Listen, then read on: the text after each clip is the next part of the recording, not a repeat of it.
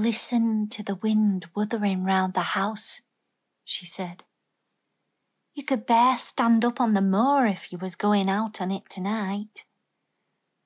Mary did not know what wuthering meant until she listened, and then she understood. It must mean that hollow, shuddering sort of roar which rushed round and round the house as if the giant no one could see were buffeting it and beating at the walls and windows to try to break in. But no one could get in, and somehow it made one feel very safe and warm inside a room with a red coal fire. "But why did he hate it so?" she asked, after she had listened. Then Martha gave up her store of knowledge. "Mind," she said, "Mrs. Medlock said it's not to be talked about. There's lots of things in this place that's not to be talked over. That's Mr. Craven's orders. His troubles are none servant's business, he says. But for the garden, it wouldn't be like he is. It was Mrs. Craven's garden that she had made when first they were married. Oh, and she just loved it. And they used to tend the flowers themselves. And none of the gardeners was ever let to go in. Him and her used to go in and shut the door and stay there hours and hours reading and talking. And she was just a bit of a girl, and there was an old tree with a branch bent like a seat on it, and she made roses grow over it, and she used to sit there. But one day when she was sitting there, the branch broke and she fell to the ground and was hurt so bad that next day she died. The doctors thought he'd go out of his mind and died too. That's why he hates it. No one's ever gone in since, and he won't let no one talk about it." Mary did not ask any more questions. She looked at the red fire and listened to the wind wuthering. It seemed to be wuthering louder than ever.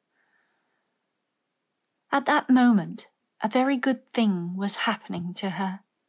4 good things had happened to her, in fact, since she came to Misselthwaite Manor. She had felt as if she had understood a robin and that he had understood her. She had run in the wind until her blood had grown warm. She had been healthily hungry for the first time in her life, and she had found out what it was to be sorry for someone. But as she was listening to the wind, she began to listen to something else. She did not know what it was, because at first she could scarcely distinguish it from the wind itself. It was a curious sound. It seemed almost as if a child were crying somewhere. Sometimes the wind sounded rather like a child crying, but presently Mistress Mary felt quite sure this sound was inside the house, not outside it. It was far away, but it was inside. She turned round and looked at Martha. "Do you hear anyone crying?" she said.